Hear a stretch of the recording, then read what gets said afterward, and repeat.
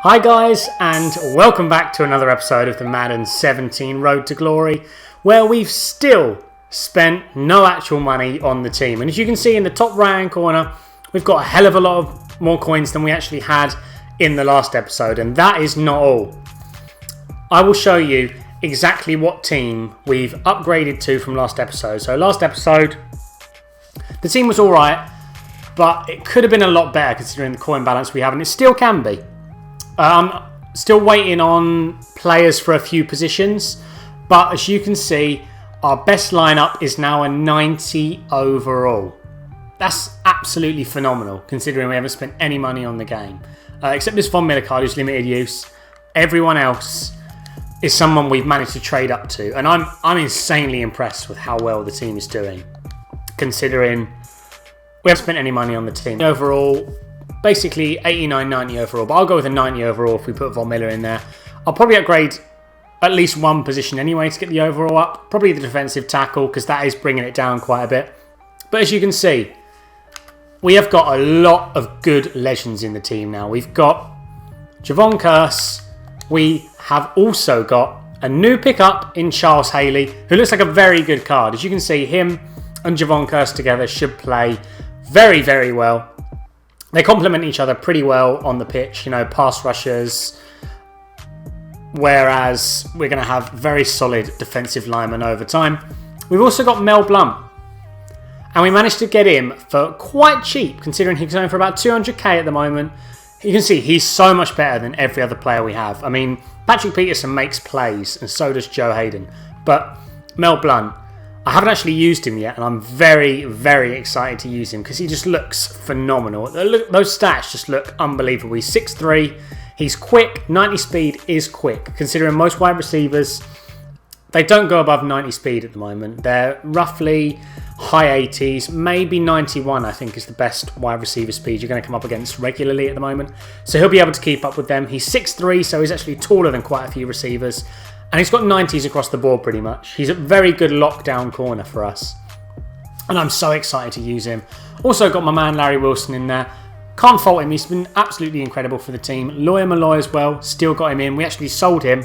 And since it's that time of the week where the new legends just come out and people are trying to get rid of their collectibles because of the solo challenges, we've been picking up collectibles very cheap and getting these legends cheaper, which is why we have a lot more. We have good old Maway there, and we have Anthony Munoz as well. But overall, the team's looking pretty good. We could use another wide receiver, and obviously we do need a right tackle. We still got golds in a few positions where I'm looking to upgrade. There's no point in getting a lower rated elite, and I don't think, because I mean, Lode Holt and Williams here do a good job. And I don't just want to pay pointless coins to upgrade to an elite card. But overall, I think the team is looking very good. And if you think it's looking good, let me know down in the comments. And also let me know who you want me to pick up, or who potentially would be good to pick up. As you can see, I'm just selling players across the board here. I've got so many items in the binder. I've actually got around 900 items, as you can see. So I'm going to have to sift through them, which is going to take quite a long time. But I'm going to sift through them, sell them on, put them into sets, things like that, which I should be doing throughout, really. I shouldn't leave it all to one chunk at the end of a month or something. I should be doing that throughout, putting them in sets, getting badges, things like that. Because I have a lot of money just sitting in the binder as well, which I'm so excited for, considering the club's probably worth around about 1.2 million, I think. So to get over 1 million without spending anything, just putting in, to be honest, it's not that much time. We're putting in a fair bit of time, but not tons of time. I'm really impressed with that. But I'll show you exactly what I've been doing at the moment. So for those new legends, these are the collectibles I've been putting up. These are the players I was selling earlier, because I have a solos team, and when the solos team gets low on contracts, I rid the club or the binder of those players and just buying other players for very cheap. As you can see, you can sell players for around 1,000 each. I pick them up for a little bit less, so we're not losing any money. We're just saving on contracts, and we have 3,600 up there to use anyway. But these are the collectibles at the moment. Lawyer Malloy is going for about 90k, Haley about 100k. So as you can see, they take 10 collectibles and their gold cards are about 1,000, so I don't count them anyway.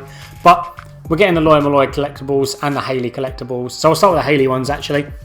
We got the Haley ones for around 6.5 each. I think it averaged out to actually 6.5 each. So that's 65k for a card that's worth 100k. That's 35k saving. We can sell him on when we want, make money, but for now we're going to use him because he looks like a very good card. And also Loy Malloy. He's around 90k there. I think we picked up his collectibles for around about 5.5 average. As you can see, most of them are 5 there. A few very cheap ones, 4.5, 2.9 there, which are sniped, which I'm very happy with. So I think we got him for, let's say, around about 50k. I sold the last one for 80k because the prices have gone up for some reason at the moment. No idea why whatsoever. But sold him for 80k and remade him now for about 50k. So we made sort of 20k there for nothing. Just a little bit of time sniping the cards, and we can resell him now for around 90k because he's going for that anyway. And now for the big one, Mel Blum. He's gone for around 200k. And as you can see, the collectibles here, we've been sniping them at pretty low prices. 8.5, 5k there. I mean, 12 is still reasonably low, but we picked up them on average for around 10k, I think it averages out. Maybe 11, 12k actually, looking at that. But that's 80k saved. So, as you can see, just those 3 there is over 100k saving. And that only took me about half an hour playing through the game. So if you do put the time in, and I know a lot of people would rather spend the money than the time, but I'd rather put in a little bit of extra time and just make these cards for extra cheap. And as you can see, that Mel Blunt card is unreal, and to get him for about 120k, he's worth way beyond that. So I'm very, very happy with that. And Anthony Munoz there, he's gone for around 80k at the moment, 70, 80k. We pick these up on average for about, let's say 4.8. You know, some are above, some are below.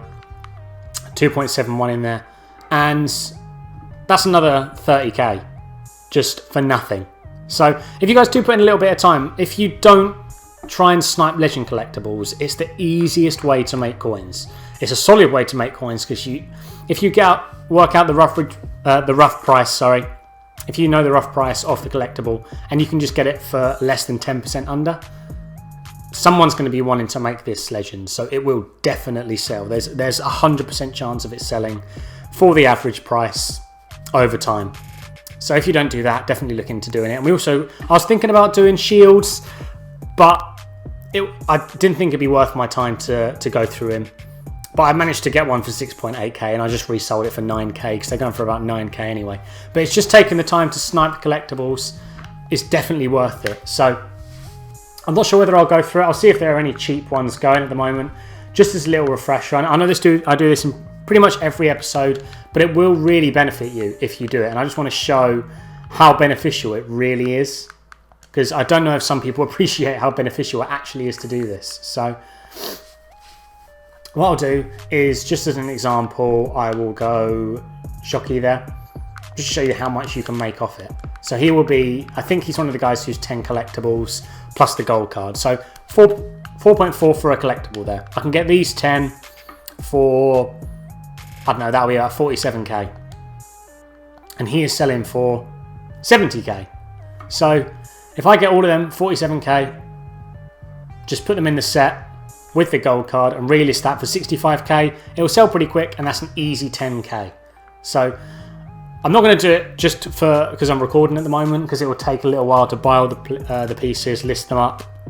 I'll try and snipe them for a little bit less if I'm actually doing it anyway. See, there's one for 4 there. You can snipe that pretty damn easily. So that's a nice easy tip for you guys. So what I'm going to do now is I'm actually going to jump into probably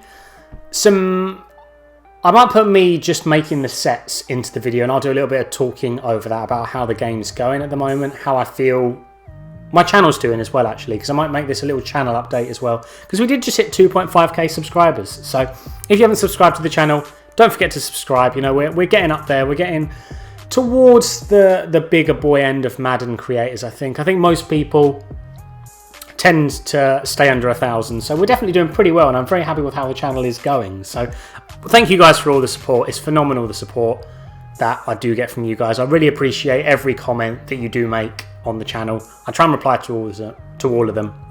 So, like I said, just thank you. But I'll do a few sets. Might do them in the video. If not, I'll jump into some head-to-head gameplay because I haven't done any head-to-head gameplay yet. I'll just quickly talk about these Blitz sets actually while they're here. I did do a 7 Pro Pack bundle because I don't think I'm going to get enough Blitz tickets to get anything good. I mean, I'm not going to get 70, and an award winner pack's not even that great anyway, I don't think. But I got the 7 Pro Packs, didn't get anything out of there. I mean, my best pull, I got 1 Elite, which was all Sean Jeffrey. But I might spend about an hour now putting players in sets or whatever, and then I'll jump into some gameplay for you guys. So hopefully you guys do enjoy that, and if you do, comment down below on what else you want me to do in this series as well, because there's a lot of things I can do. I can do the solos, I can do some trading tips, I can do head-to-head gameplay, a bit of draft for the series to get a few more collectibles in. Just let me know down below what you want to see, but for now I will jump into probably some head-to-head gameplay. Now that we've got the club maintenance out of the way, it's time to jump into some games, and as you can see, we have a very good team going into this, and my opponent also has a pretty good team. I mean, he has a legend in there, he has 90 rated Earl Thomas, I think that was, and Luke Kuechly, so it's not a bad team by any means, but the thing I'm most impressed with is how far we've already come in the series. I mean, it's not even Christmas yet, and we've already got over 1 million coins worth of stuff. Probably 1.2 million in total, actually, thinking about it.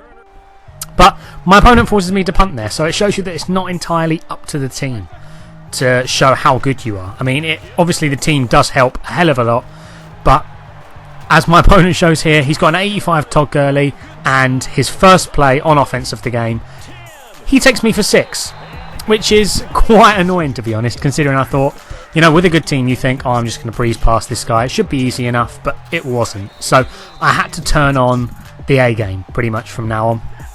And we're really going to try and drive down the field. We're going to try and fake him out, make him think it's not a run by motioning Herman Moore over there. Fortunately for us, he doesn't gamble on the run whatsoever. And we go back for 6 straight away with Le'Veon Bell. And we even the game up. But he does get ball at half time, so we need to get a stop, get a score or something ourselves to make it more fair on us. Not sure how we got that catch there. I mean, that's probably the legend coming in. Shockey coming in there with a great catch on... He went with a stick play, so... Instead of curling round, he threw it. I don't know if he knew how to throw it at the perfect time like that, but it was working when he was doing it. And he managed to pick up about 10-15 yards from a play that should have got 5 yards max. And we started to work him out a little bit here. Forced into 4th and 11. And I'll give him the field goal, to be honest. I mean, I know I can score on offense. After his first defensive stand was very good, to be fair to him, but I've sort of worked him out at this point in the game. I know when he's going to blitz, when he's not going to blitz, and when we got Devin Hester nearly returning it the whole way, we know we're in for a scoring drive pretty much. So as you can see on the right hand side, someone's going to be open if we throw it.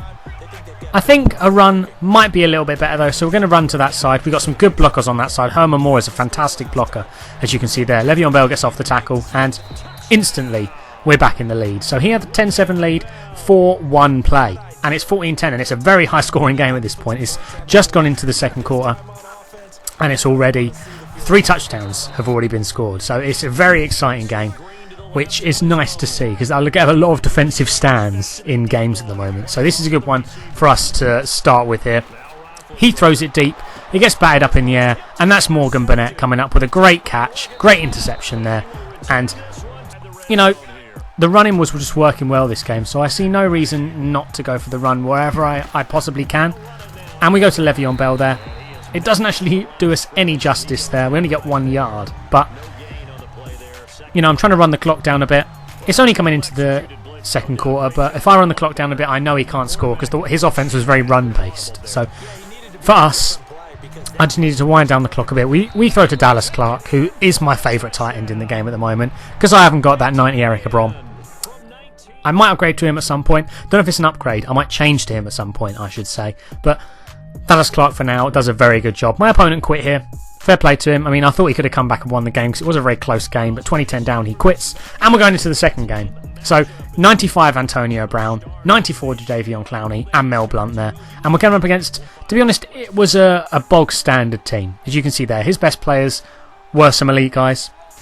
He had the 90 Philip Rivers, so either he's done the gauntlet himself or he's bought him for 10k. Either way, this guy should know what he's up to. So I'm not going to take it easy on him, especially after the last game. We came up against a team that wasn't anywhere near ours, but it came off good for my opponent. So I see on the right hand side, we should be able to get both blocks in. If you look at the way the team's set up, we've got one nice block, we're going to follow down the field, pick up 2 more great blocks. That is why I'm keeping Herman Moore for now. If there's another receiver who blocks as well as Herman Moore, let me know and I'll definitely pick him up. But we get a touchdown very early on in the game, and as you can see, he does have a fair amount of elites, this guy, but he was one of those guys who always threw the mesh play. He just ran the mesh play entire way up the pitch, and it's pretty hard to stop unless you solely gamble on it. I haven't found a play call that stops it anyway, unless you solely gamble on it, and I did gamble on it here. Left hand side locked up, right hand side we get a nice user pick with Clowney there, fits, can't get the shoestring tackle, and we're going to take it back for 6. So that's a pick 6 for Clowney there. For some reason he just randomly falls down injured, but he does take it to the end zone. So I am very, very happy with that, because the first quarter we're already up 14-0. We've got this guy's offense on lockdown. We know what he's doing. Even if he tries to run it, I know he's not going to get anywhere. We've got Clowney shedding about 4 tackles there. Doesn't even matter that he got the throw off. Mel Blount comes up with a huge interception there. He is absolutely insane. I know a lot of people rant and rave about his card, but it really is well worth the money. If you've got the money, if you're doing a series like this and you've got money left over, definitely go for him. But a little bit of lag here, very annoying. We end up missing the kick, even though I don't know if I mentioned it earlier in the episode, we got Justin Tucker in a pack, so our highest rated pull overall now, 94 overall kicker, so I'm very, very happy with that. But 14-0, I know I can stop his offense. As you can see, my line were doing an insane job. I mean, we're only having 3 linemen and they're getting pressure on the quarterback very consistently, making him do throws like that to Larry Wilson. It's just going to work for us. I mean, when he was running with the ball open-handed like that, I was quite nervous, but fortunately for us, he doesn't fumble. And we keep working our way down the field. So he was just using the mesh play all game, and I really don't like it when people just stick with the same play on offense. I hate coming up against it, because it can be quite annoying if they catch you in the wrong defense. Saying that, I know I'm doing it on the screen now, but it's just the ridiculously cheesy plays. Like the mesh play is just ridiculous. Unless you gamble on it, you're not going to stop it consistently anyway. But I can see he has 3 linemen. He's not blitzing his linebackers, so there's going to be 1 or 2 holes in the line, especially the way my line is put together. It's a very good O-line, and Le'Veon Bell is going to make the most of that, driving his way downfield straight up the gut, and we've got about 50 yards just running up the middle here. So as you can see, he's starting to gamble on it a little bit there, but there's still going to be holes. Unfortunately for us, the 2-minute warning comes in, and we can't actually get off all the way into the end zone. But we can play action it. He thinks we're going to go for a run again because we're in the same formation. And Antonio Brown shouldn't be catching that. That should have been a pick. I got very lucky there that wasn't a pick, to be honest. I threw it into double coverage. But when you have Antonio Brown 95 rated, that's what you can do.